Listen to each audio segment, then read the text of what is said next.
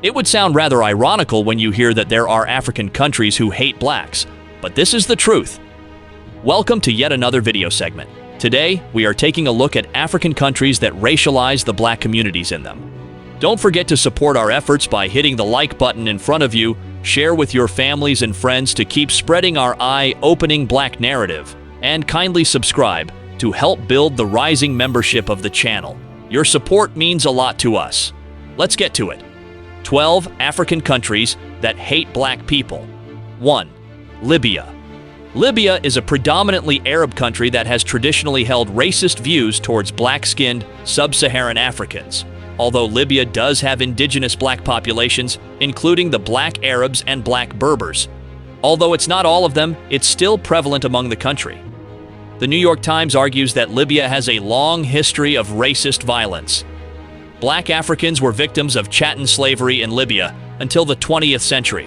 In the 21st century, significant numbers of sub-Saharan Africans came to Libya, primarily to work as unskilled labor. In recent years, a number of racist incidents targeting black migrants have been reported. According to Peter Buchert of Human Rights Watch, the incidents targeting migrants and refugees reflect a deep-seated racism and anti-African sentiment in Libyan society. The clashes between Misrata and the black-majority town of Tawarja had some racist overtones, present before the start of the Civil War. Rebel slogans like "The Brigade for Purging Slaves, Black Skin" were scrawled on the road between Misrata and Tatarega. 2. Central Africa. Ethnic Pygmy populations in Central Africa suffer from racialized discrimination from Bantu peoples. Pygmies and Bantus differ physically and genetically due to long-lasting evolutionary segregation, until the Bantu expansion brought them back into close contact. Pygmies have been targeted for slavery by Bantu populations continuing into the modern age.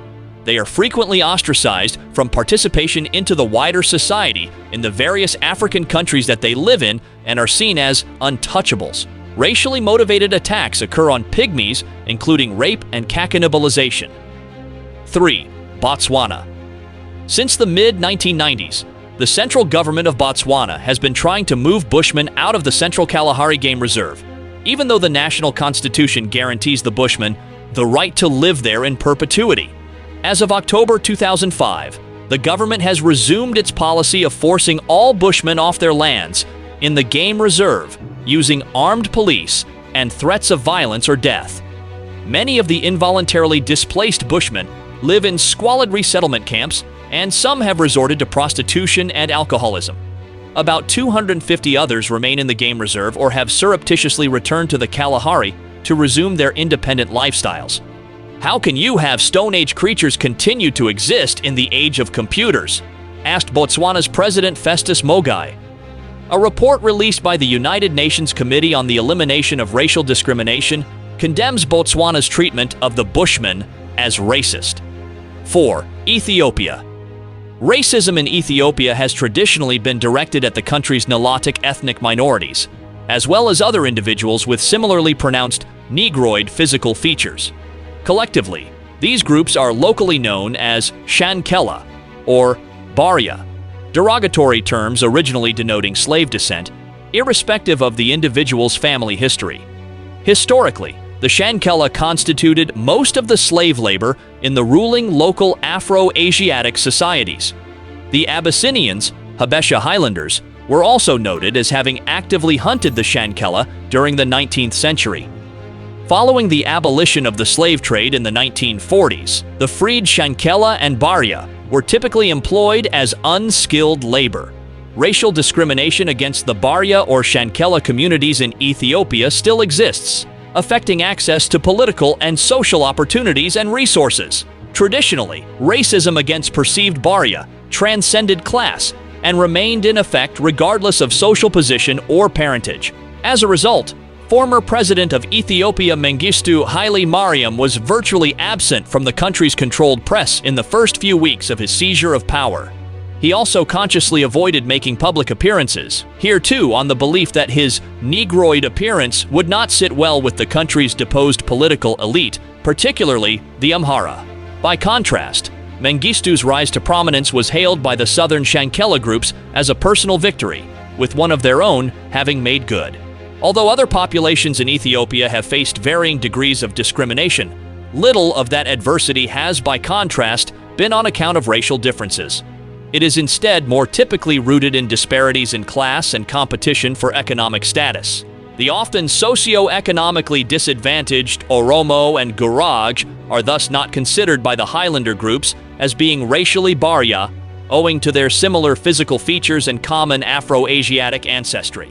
In terms of traditional perceptions, the Shankela likewise racially contrast themselves from the Afro-Asiatic populations. The Aniwaya, Aniwak, Nilotes of southern Ethiopia consequently regard the Amhara, Oromo, Tigray, and other Afro-Asiatic groups collectively as Giela, in contradistinction to themselves. 5. Ivory Coast. In 2001, Ivory Coast saw a resurgence in ethnic hatred and religious intolerance. In addition to the many victims among the various tribes of the northern and southern regions of the country that have perished in the ongoing conflict, foreigners residing or visiting Ivory Coast have also been subjected to violent attacks. According to a report by Human Rights Watch in 2001, the Ivory Coast government was guilty of fanning ethnic hatred for its own political ends. In 2004, the Young Patriots of Abidjan, a strongly nationalist organization, rallied by the state media, plundered possessions of foreign nationals in Abidjan. Rapes and beatings of persons of European and Lebanese descent followed. No deaths were reported. Thousands of expatriates and white or ethnic Lebanese Ivorians fled the country. The attacks drew international condemnation. 6. Mauritania. Slavery in Mauritania persists despite its abolition in 1980, and mostly affects the descendants of black Africans abducted into slavery who now live in Mauritania as black Moors, or Haratine, and who partially still serve the white Moors, or Bidhan, as slaves. The practice of slavery in Mauritania is most dominant within the traditional upper class of the Moors. For centuries, the Haratine lower class, mostly poor black Africans living in rural areas, have been considered natural slaves by these Moors. Social attitudes have changed among most urban Moors, but in rural areas, the ancient divide remains. The ruling Bidans are descendants of the Sanhaja Berbers and Beni Hassan Arab tribes who emigrated to northwest Africa and present-day Western Sahara and Mauritania during the Middle Ages. Many descendants of the Beni Hassan tribes today still adhere to the supremacist ideology of their ancestors, which has caused the oppression, discrimination, and even enslavement of other groups in Mauritania. According to some estimates, as many as 600,000 black Mauritanians, or 20% of the population, are still enslaved, many of them used as bonded labor. Slavery in Mauritania was criminalized in August 2007. 7. Republic of the Congo. In the Republic of Congo, where Pygmies make up 2% of the population, many Pygmies live as slaves to Bantu masters. The nation is deeply stratified between these two major ethnic groups. The Pygmy slaves belong from birth to their Bantu masters in a relationship that the Bantus call a time-honored tradition. Even though the Pygmies are responsible for much of the hunting, fishing, and manual labor in jungle villages, Pygmies and Bantus alike say Pygmies are often paid at the master's whim, in cigarettes, used clothing, or even nothing at all. As a result of pressure from UNICEF and human rights activists, a law that would grant special protections to the Pygmy people is awaiting a vote by the Congo Parliament. 8. Rwanda. Beginning about 1880, Roman Catholic missionaries arrived in the Great Lakes region. Later, when German forces occupied the area during World War I, the conflict and efforts for Catholic conversion became more pronounced. As the Tutsi resisted conversion, the missionaries found success only among the Hutu. In an effort to reward conversion, the colonial government confiscated traditionally Tutsi land and reassigned it to Hutu tribes, igniting a conflict that has lasted into the 21st century. The area was ruled as a colony by Germany before World War I and Belgium, because Tutsis had been the traditional governing elite. Both colonial powers kept this system and allowed only the Tutsi to be educated, and only they could participate in the colonial government. Such discriminatory policies engendered resentment. When the Belgians took over the colony, They believed the colony could be better governed if they continued to identify the different populations. In the 1920s, they required people to identify with a particular ethnic group and classified them in censuses. This viewed Africans in general as children who needed to be guided, but noted the Tutsi to be the ruling culture in Rwanda-Burundi. In 1959, Belgium reversed its stance and allowed the majority Hutu to assume control of the government through universal elections after independence. This partly reflected internal Belgian domestic politics, who later saw the discrimination against the Hutu majority as similar to oppression within Belgium suffered from the Flemish Walloon conflict. They saw the democratization and empowerment of the Hutu as a just response to the Tutsi domination. The Belgian policies wavered and flip-flopped considerably during this period, leading up to independence of Burundi and Rwanda. The Hutu majority had revolted against the Tutsi in 1959 and taken power. Tutsis fled and created exile communities outside Rwanda, in Uganda, and Tanzania. After Burundi's independence, more extremist Tutsi came to power and oppressed the Hutus, especially those who were educated. Their actions led to the deaths of up to 200,000 Hutus. Overt discrimination from the colonial period was continued by different Rwandan and Burundian governments, including identity cards that distinguished Tutsi and Hutu. The Belgian-sponsored Tutsi monarchy survived until 1959, when Kigali V was exiled from the colony, then called Rwanda-Urundi. In Rwanda, the political power was transferred from the minority Tutsi to the majority Hutu. In Rwanda, a Tutsi rebel group, the Rwandan Patriotic Front, invaded Rwanda from Uganda, which started a civil war against Rwanda's Hutu government in 1990.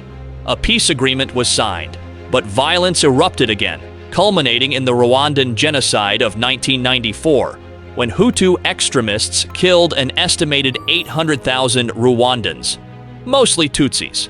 About 30% of the Twa population of Rwanda were also killed. 9. Somalia. The Somali Bantu, ethnic minority, face significant stigmatization in Somali society due to their differing physical appearance and ancestry from the Cushitic origin majority of Somalia. Racialized epithets targeted at the Somali Bantu community exist, such as adun, slave, similar in connotation to the Arabic term abid. The marginalization of the Somali Bantu community is primarily based on ethno-racial factors, unlike the marginalization of the Madiban and other Somali origin minorities, which is primarily based on their status as a socially constructed caste. Ethnic Somalis and populations of Bantu stock are genetically divergent. Racially motivated attacks on Somali Bantus have occurred. Journalists who bring attention to discrimination against Somali Bantus have suffered from death threats, and some have fled the country as a result. The 4.5 parliamentary formula under the transitional federal government has been criticized as a form of legislative apartheid. 10. Tanzania. Black Tanzanians portray Indian Tanzanians as miserly because of their status as a business minority who owns most businesses in Dar es Salaam, whereas black Tanzanians are seen as lazy thieves and profiteers who have no culinary taste. In Indian-owned service businesses, it is said that black Tanzanians are served last after Indians, Arabs, and white people. Black Tanzanians report to be looked down upon by Indians, Tanzanians with the same education level, that Indian Tanzanians do not want to intermingle with black Tanzanians nor learn Kiswahili, which they deem to be an inferior language. 11. South Africa.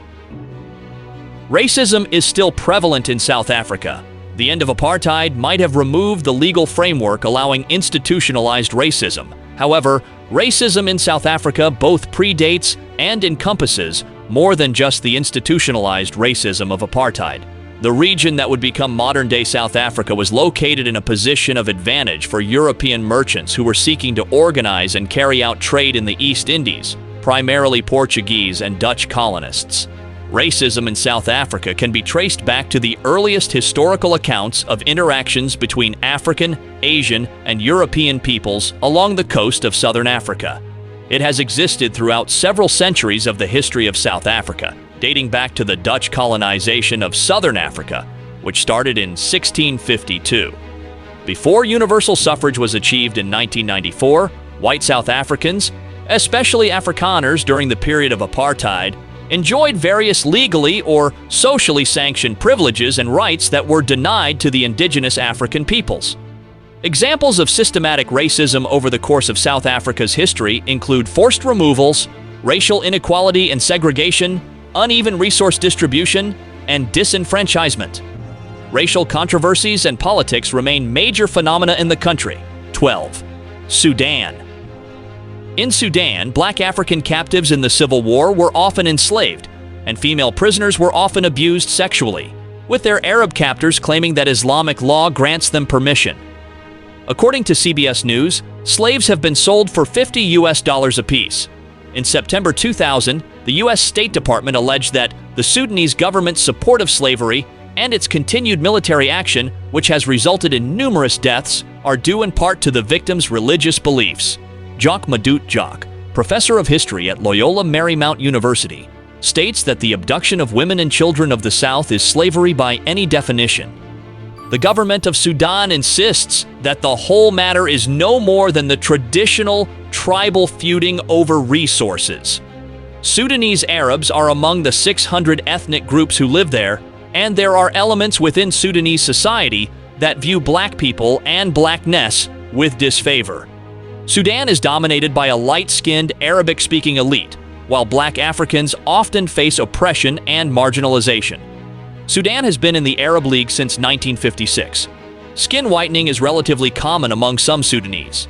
The preference for light skin in Sudanese society is rooted in the legacies of slavery in Sudan and colonialism.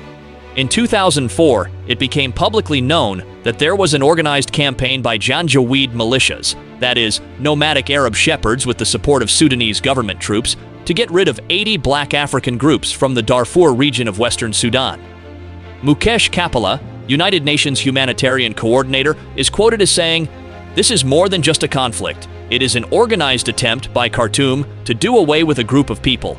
The only difference between Rwanda in 1994 and Darfur now is the numbers of dead, murdered, tortured, and raped involved."